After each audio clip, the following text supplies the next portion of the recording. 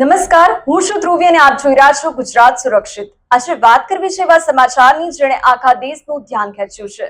પશ્ચિમ બંગાળમાં એક નવા યુગની શરૂઆત થઈ ચૂકી છે. લાંબા સમયના સંઘર્ષ બાદ શુવેન્દુ અધિકારીએ પશ્ચિમ બંગાળના મુખ્યમંત્રી તરીકે શપથ લીધા છે. કોલકાતાના ઐતિહાસિક બ્રિગેડ પરેડ ગ્રાઉન્ડમાં વડાપ્રધાન નરેન્દ્ર મોદીની હાજરીમાં આ ભવ્ય સમારંભ યોજાયો હતો.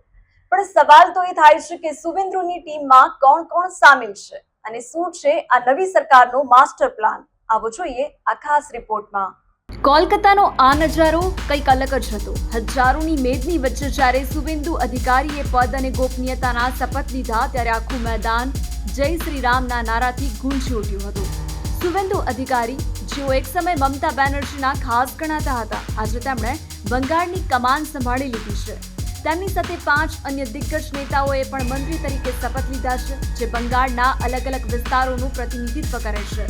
આ નવી કેબિનેટમાં સૌથી મોટું નામ છે અગ્નિમિત્રા પોલ. ફેશન ડિઝાઇનરથી રાજકારણી બનેલા અગ્નિમિત્રાએ આસનસોલ દક્ષિણ બેઠક પર મોટી જીત મેળવી મંત્રી પદ મેળવ્યું છે. તો બીજી તરફ બંગાળમાં પાર્ટીને મજબૂત કરનાર દિલીપ ઘોષ પણ કેબિનેટમાં સામેલ થયા છે.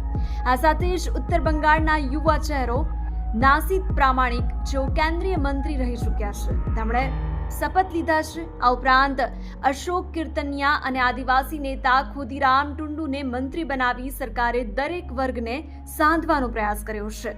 તો રાજકીય નિષ્ણાંતોનું માનવું છે કે આ કેબિનેટ ખૂબ જ વિચારીને તૈયાર કરવામાં આવી છે.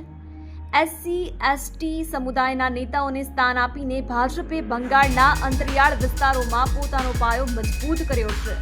વડાપ્રધાન મોદીની હાજરી એ વાતનો પુરાવો છે કે કેન્દ્ર સરકાર હવે બંગાળના વિકાસ માટે કોઈ કસર છોડવા નથી માંગતી. તો આ હતી બંગાળના નવા રાજકીય સમીકરણની વાત. શુવેન્દુ અધિકારીની આ નવી ટીમ બંગાળમાં કેટલું પરિવર્તન લાવશે એ તો સમય જ કહેશે, પણ હાલ તો ત્યાં ઉત્સવનો માહોલ છે. દેશ અને દુનિયાના આવા જ મહત્વના સમાચારો માટે જોતા રહો ગુજરાત સુરક્ષિત. જો તમને આ વિડીયો ગમ્યો હોય તો લાઈક અને શેર કરવાનું ભૂલશો નહીં અને ચેનલને સબસ્ક્રાઇબ જરૂર કરજો.